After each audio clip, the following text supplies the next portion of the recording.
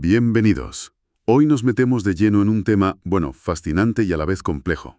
Las ciudades inteligentes. Pero con un enfoque muy particular, ¿verdad? Exacto. Vamos a explorar a fondo el capítulo 10, Preocupaciones sobre la privacidad de los datos. Es del libro Ciudades inteligentes, el modelo de éxito de China, del autor Eduardo Moreno. Un libro que está dando mucho que hablar. Desde luego. Todos hemos oído las maravillas, ¿no? Cómo los datos pueden hacer nuestras ciudades más eficientes, más fáciles de vivir. Pero Moreno, en este capítulo, nos obliga a mirar la otra cara. Justo en el contexto chino, además. Justo. Así que nuestra exploración de hoy va de eso. Entender ese equilibrio tan delicado que él analiza. El choque entre la promesa tecnológica y, las sombras que puede proyectar sobre la privacidad. Un equilibrio complicado. Para empezar, Moreno nos sitúa en el corazón de la tecnología, ¿no? El Internet de las cosas, la IA, el Big Data. Sí, las herramientas que hacen posible esa optimización casi mágica de la ciudad. Claro, pero toda esa maquinaria necesita combustible. Y ese combustible son los datos. Cantidades ingentes, además. Datos personales, colectivos. Y la pregunta que plantea Moreno es, ¿de dónde sale todo eso? ¿Cómo se recoge? Pues él lo detalla muy bien. Las ciudades están sembradas de sensores. Cámaras por todas partes, no solo de tráfico, también de seguridad. Medidores inteligentes en casa. Exacto. Dispositivos en el bus, en el metro, incluso los datos de nuestros propios móviles y apps. La escala es brutal. Uf. Y el quid de la cuestión, como él explica, es que para lograr esa eficiencia que se busca, gestionar el tráfico, prevenir delitos, optimizar los servicios públicos, toda esa información a menudo se centraliza. Se junta toda. Y se procesa de forma masiva. Ahí está la clave. Vale. Y ahí es donde empieza la tensión que Moreno identifica, ¿verdad? Esa dualidad. Beneficio para todos versus riesgo individual. Precisamente. Por un lado, tienes un potencial enorme para mejorar la vida en la ciudad. Eso es innegable. Claro. Pero por otro, esa recopilación de datos a una escala, nunca vista, pues abre la puerta, como advierte Moreno, a dilemas muy serios sobre privacidad, sobre control. No es solo cuántos datos, sino lo detallados que son, ¿no? Exacto, y cómo se conectan entre sí. Eso es lo que él subraya en su análisis. Y Moreno pone ejemplos muy concretos. El reconocimiento facial, quizás el que más suena. Sí, es el que más llama la atención. Parece ciencia ficción, pero ¿qué preocupaciones concretas destaca él?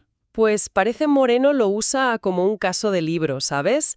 El reconocimiento facial se usa muchísimo en China, para seguridad, para controlar quién entra dónde, hasta para pagar. Increíble. Suena súper eficiente, sí, pero él desgrana las pegas. La posibilidad de una vigilancia, omnipresente. Que te sigan a todas partes. Eso es, el rastreo constante de la gente, la pérdida del anonimato en la calle. O sea, una posible pérdida de autonomía como individuo frente a una tecnología que es muy potente. Claro. Moreno plantea que usarla así, tan masivamente, genera un debate de fondo sobre dónde están los límites aceptables. Entendido. Entonces, si la tecnología plantea estos retos tan enormes, la siguiente pieza que Moreno analiza es la respuesta legal, ¿no? La regulación. Exacto. ¿Cómo intenta China, ponerle control a esto? Habla de un marco legal que ha ido cambiando muy rápido. Sí, le dedica una parte importante del capítulo. Destaca varias leyes clave que han salido en muy pocos años. Fíjate, la Ley de Ciberseguridad de 2017, luego la Ley de Seguridad de Datos de 2021 y una muy importante, la Ley de Protección de Información Personal, la PIPL, también de 2021. La PIPL. Que él dice que tiene, algunas similitudes por encima con nuestro GDPR europeo en cuanto a proteger datos personales. Vale, suena bastante completo así de primeras. Pero Moreno seguro que le pone algún pero, ¿no? Matiza si funciona bien o cuál es el enfoque real. Exacto, ahí está la clave del análisis de Moreno. No es solo listar las leyes, sino señalar la tensión que hay en cómo se aplican. Ajá. Argumenta que, establecen derechos y obligaciones, pero a menudo se percibe, y ahí está la controversia, que la balanza se inclina hacia los intereses del Estado. La seguridad nacional, la estabilidad. Eso es. Plantea que la protección de la privacidad individual, aunque esté en la ley, puede quedar por debajo de esos objetivos más grandes. Y eso crea un modelo, según Moreno, donde el equilibrio entre el poder del Estado y los derechos de la gente es muy particular. Muy chino, digamos. Y claro, en todo esto entra la inteligencia artificial, que es capaz de cruzar todos esos datos. Moreno habla de la anonimización como posible solución, ¿no? Pero ¿cree que es suficiente? Pues Moreno es bastante escéptico, o al menos señala que tiene limitaciones muy gordas. ¿Así? Explica que las técnicas de IA son tan avanzadas que el riesgo de reidentificación es muy real. Reidentificación. ¿Qué es eso exactamente? Pues la capacidad de volver a asociar datos que se supone que son anónimos con personas concretas, cruzando diferentes bases de datos. Ostras, Imagínate, por ejemplo, cruzar datos anónimos de transporte público con patrones de consumo anónimos. De repente, pues igual esa persona ya no es tan anónima. Vaya. O sea que, según lo ve Moreno, la protección puramente técnica tiene agujeros importantes. Así es. Y a esto le suma otro concepto clave que Moreno destaca, la soberanía de datos. Soberanía de datos. Sí, que China insiste mucho en que los datos que se generan dentro del país se queden, en gran medida, en servidores dentro de China. Ah, vale. El motivo que dan es la seguridad nacional, claro, pero Moreno indica las consecuencias. Complica muchísimo el trabajo de las empresas internacionales allí. Me imagino. Y genera preocupación entre los extranjeros que viven allí sobre quién controla y accede a su información personal. Desde luego, Moreno nos pinta un panorama complejo. Tecnología punta, leyes que se están haciendo sobre la marcha con sus tensiones, los intereses del Estado muy presentes. Es un lío, sí. ¿Y cómo se intenta gestionar todo este entramado? ¿Qué vías de solución o de mitigación identifica él? Moreno describe un enfoque con varias patas, no una única solución mágica. Vale. Por un lado, habla de soluciones tecnológicas.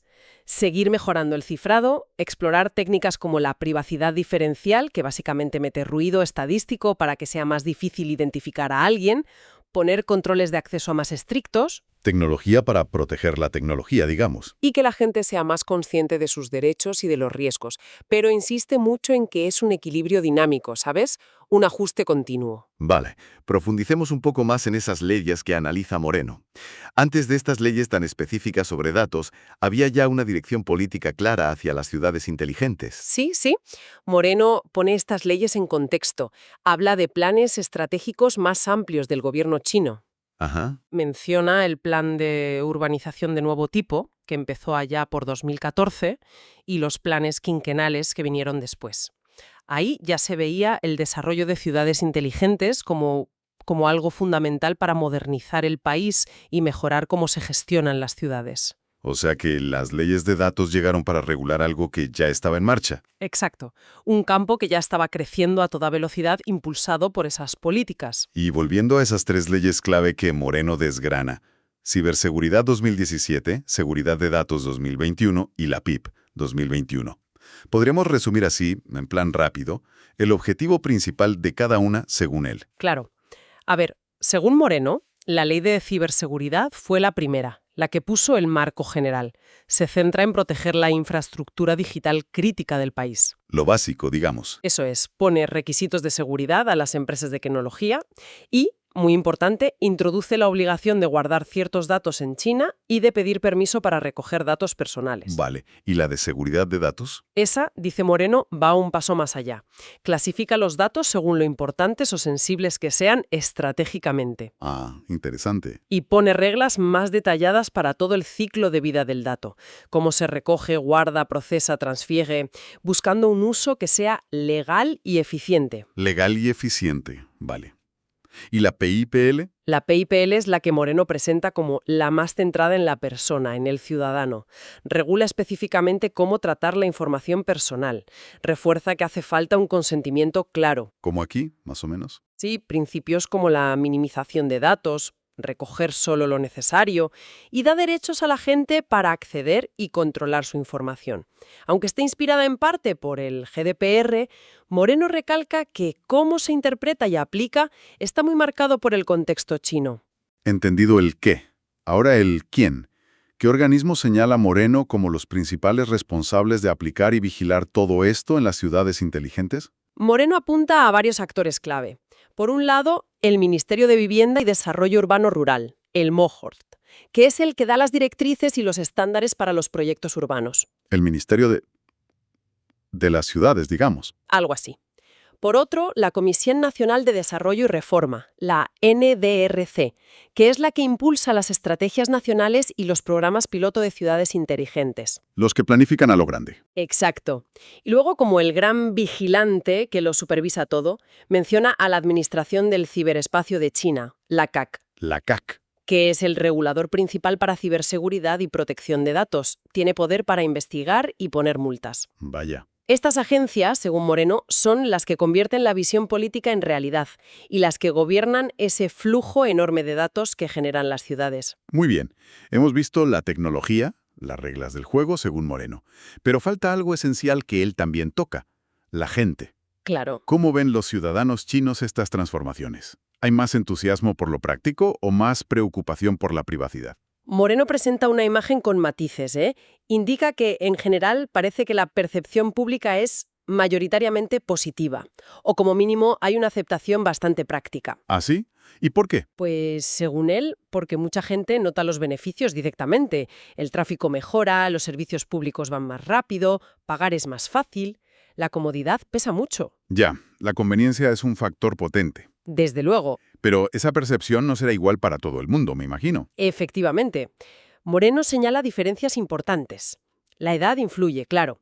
Los jóvenes suelen estar más abiertos. ¿Lógico? También cuánto sepas de tecnología. Y muy importante, dónde vivas. Los que viven en las grandes ciudades, las de nivel 1 como Pekín o Shanghái, donde se ven los proyectos más avanzados, Ven más los beneficios. tienden a tener una visión más favorable que la gente de ciudades más pequeñas, de nivel 2 o 3. Allí los beneficios igual no son tan claros y las preocupaciones por la brecha digital pueden ser mayores. Y Moreno seguro que analiza también cómo influye el discurso oficial en todo esto. Sí, sí.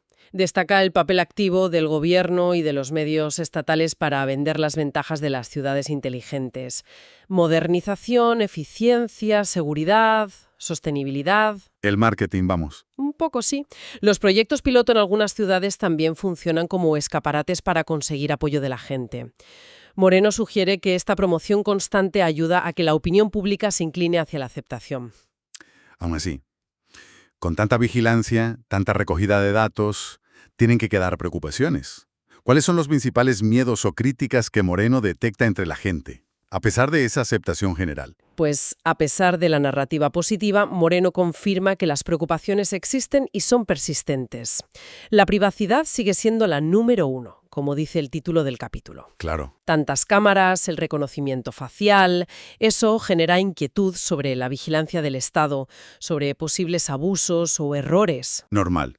Luego está la seguridad de los datos. El miedo a que toda esa información junta sea vulnerable a hackeos, a filtraciones masivas, con Sí, consecuencias bueno, muy graves. Uf, sí. Y por último, la equidad social. Moreno señala el miedo a que la tecnología agrande la brecha digital, que deje atrás a la gente que no tiene acceso o no sabe usarla, mayores, gente del campo. O que los algoritmos discriminen. Exacto, que refuercen sesgos que ya existen y que los beneficios no se repartan igual o que incluso creen nuevas formas de excluir a la gente.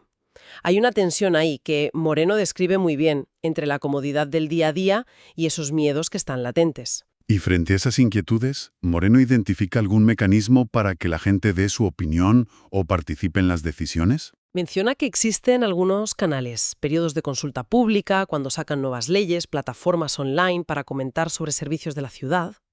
Algo hay. Son intentos, señala Moreno, de dar cierta transparencia y generar confianza. Pero también apunta que es difícil que esa participación sea realmente significativa, ¿sabes? Que tenga un impacto real en las políticas, más allá de pequeños ajustes. Entiendo. Él defiende que hace falta un diálogo más profundo, más continuo, para que el desarrollo tecnológico no vaya por un lado y las expectativas de la sociedad por otro. Volvemos entonces al eje central del capítulo de Moreno. Ese equilibrio tan complicado entre necesitar datos para que todo funcione y proteger la privacidad. Después de ver la tecnología, las leyes, la percepción, ¿cómo resume él la estrategia de China para manejar esta tensión? Moreno insiste que para los que planifican las ciudades en China, recoger datos masivamente no es una opción, es la base. Es imprescindible. Es la base para que funcionen las cosas clave: optimizar el tráfico, gestionar la energía, responder a emergencias, la seguridad. Sin datos, el modelo se cae. Así que el enfoque que él describe no es tanto evitar recoger datos, sino gestionarlos, intentando reducir los riesgos para la privacidad. ¿Y cómo se intenta esa gestión, según su análisis? Pues Moreno identifica como 3 pilares que se conectan. Primero, el pilar regulatorio. Las leyes. Usar las leyes, la PIP, la de ciberseguridad, para poner límites formales, definir derechos y obligaciones, exigir consentimiento, aunque sea con condiciones, y poner multas si no se cumplen. Vale. Segundo pilar. El tecnológico. Confiar en herramientas como la anonimización, aunque ya hemos visto que tiene límites, el cifrado fuerte, los controles de acceso, para proteger los datos en la práctica. Y el tercero. El pilar social. Hacer campañas para informar a la gente, intentar construir confianza siendo más transparentes, aunque esa transparencia a menudo se limitaba, sobre cómo se usan los datos. Suena a un esfuerzo constante y seguramente imperfecto. Lo que Moreno describe es casi una carrera, ¿no? Entre la capacidad de recoger y analizar datos y los intentos por controlarla y proteger a la gente. Totalmente. Moreno lo presenta como un work in progress, un proceso que es dinámico por naturaleza. La tecnología va a una velocidad de vértigo, crea nuevas posibilidades y también nuevos riesgos. Y las leyes van por detrás. Las regulaciones intentan seguirle el ritmo, adaptándose como pueden. Y la confianza de la gente es algo muy frágil, que hay que cuidar todo el tiempo. No hay, según su análisis, una solución final, ni un equilibrio perfecto. Es una negociación continua entre objetivos que muchas veces chocan. En resumen, este capítulo 10 de Moreno nos da una visión, muy profunda. Muestra cómo las ciudades inteligentes chinas son un ejemplo puntero de cómo integrar tecnología. Desde luego. Pero también cómo ponen sobre la mesa, de forma muy clara, el desafío global de la privacidad en la era digital.